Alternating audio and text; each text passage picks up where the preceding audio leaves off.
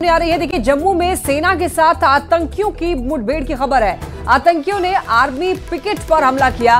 राजौरी के सुदूर गांव में हमला की खबर है। देखिए, सेना और आतंकियों की मुठभेड़ जारी, अब भी इलाके में फायरिंग चल रही है। यह खबर जम्मू से सामने आ रही है। आर्मी पिकेट पर हमला किया गया है आतंकियों की तरफ से, तो मुठभेड़ चल रही है आतंकियों और जम्मू के सेना के बीच। तो आतंकियों ने आर्मी पिकेट पर हमला किया है। राजौरी के सुदूर गांव में हमला की खबर सामने आ रही है। सेना और आतंकियों की मुठभेड़ अभी जारी बताई जा रही है। देखिए, अब भी इलाके में फायरिंग चल रही है, तो संवेदनशील इलाका है जहां पर फायरिंग की जा रही है, यानी कि मुठभेड़ अभी जारी है सेना और आतंकियों के बीच में। अभी भी इलाके में फायरिंग चल रही है, ऐसी खबर है। राजौरी के सुदूर गांव में हमला हुआ है।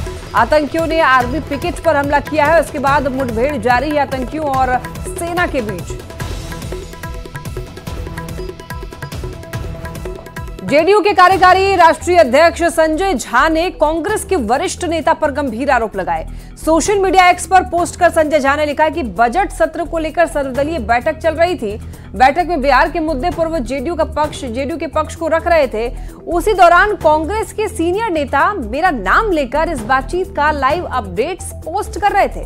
संजय झा ने कांग्रेस नेता को नसीहत देते हुए कहा है कि वो संसदीय प्रक्रिया की पवित्रता का सम्मान करें। और ये ट्वीट आप देख सकते हैं, कांग्रेस के वरिष्ठ नेता लाइव अपडेट्स पोस्ट कर रहे थे। संजय झा ने ये ट्वीट किया है।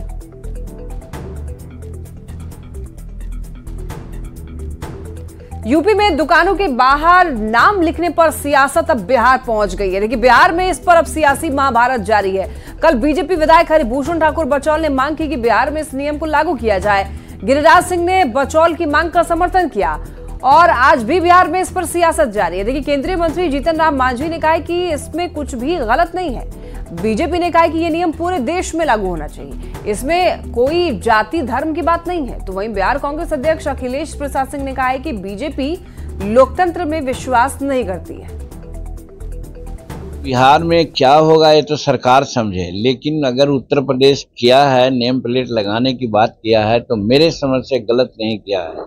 आज यहाँ प्रमोद लड्डू है, हम लोग लड्डू खाने वाले, अगर ऐसे ही रहता, नेम प्लेट नहीं लगता तो प्रमोद दुकान में नहीं जाते हम लोग। यूपी में जो नेम प्लेट दुकानों के आगे लगाने की कवायद शुरू की गई है, ये स्वागत योग्य है।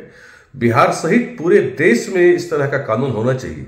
आप देखिए, सरकारी जन वितरण प्रणाली की जितनी दुकानें हैं, सबके आगे तो नेम प्लेट लगा रहा था, तो प्राइवेट दुकानों में लगाने में क्या हर्ज है।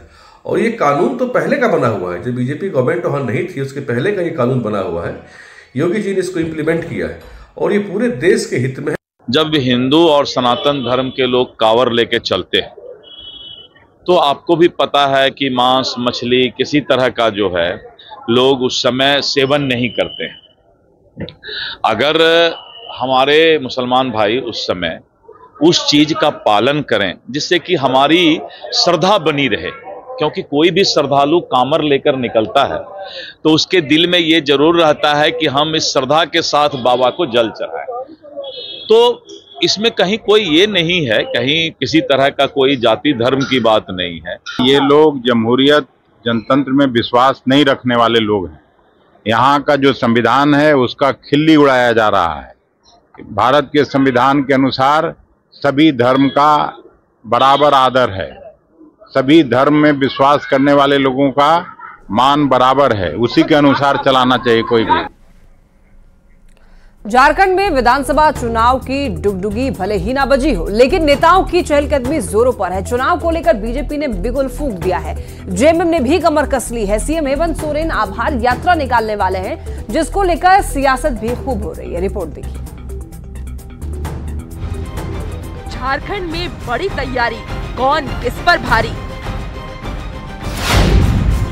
सीएम हेमंत सोरेन निकालेंगे आभार यात्रा। सीएम हेमंत सोरेन के लिए आभार यात्रा क्यों है खास। आभार यात्रा से जेएमएम का बेड़ा होगा पार।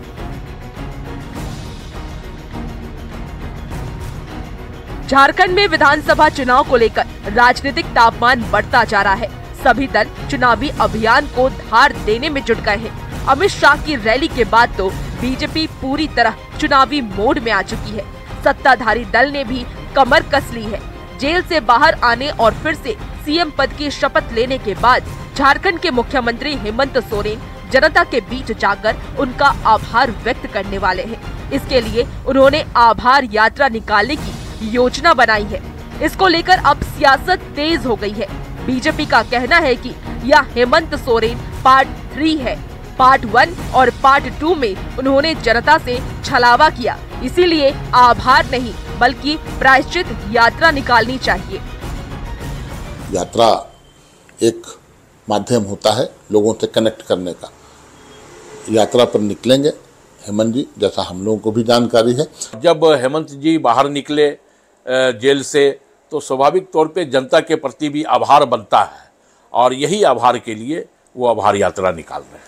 मुख्यमंत्री जो अपना यात्रा निकाल रहे हैं, हमें लगता है उनको प्रायश्चित यात्रा निकालना चाहिए, क्योंकि इनके बारे में प्रचलित है कोई ऐसा सगा नहीं जिसे हेमंत सरकार ने ठगा नहीं।